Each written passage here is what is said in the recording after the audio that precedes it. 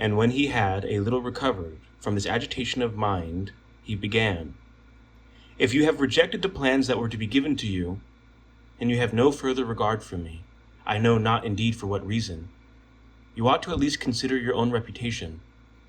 For as things are, you have opened the mouths of all, and the world is saying that you have declined this service through a selfish kind of love, and there is no one who will save you from this accusation.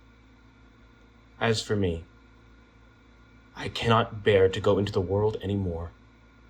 There are so many who come up to me and scold me every day. For when they see me anywhere in the city or the marketplace, people who were once my close friends take me aside and cast the majority of the blame on me for having lost you. You should have known their intention, they say, for none of their affairs could have been kept secret from you.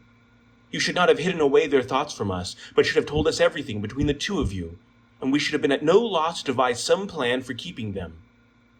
But I am much too ashamed and embarrassed to admit to them that I had not known you had long been plotting this trick.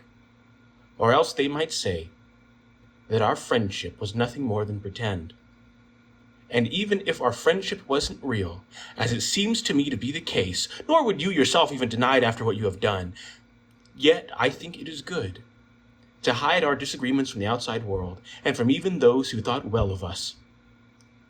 I hide away from telling them the truth, and how things really stand between us.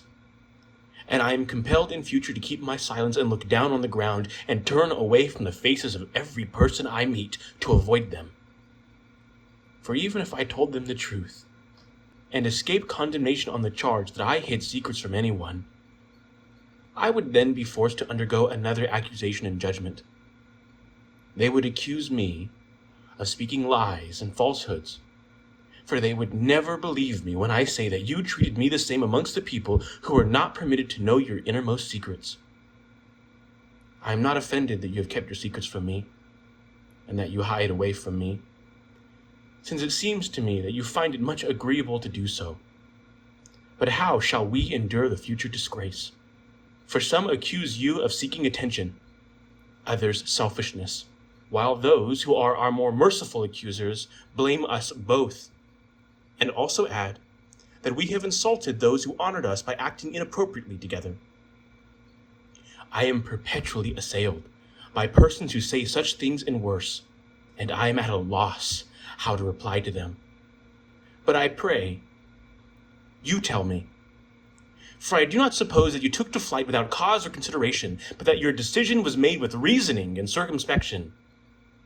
Whence also I conjecture that you have some argument ready for your defense. Tell me then, whether there is any fair excuse which I can make to those who accuse us. Do not misunderstand me.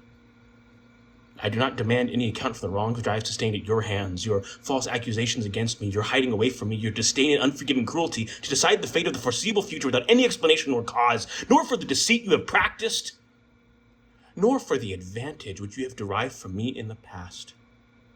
For I placed my very heart, so to say, in your hands, yet you have treated me with as much harm as if it had been your business to guard yourself against an enemy.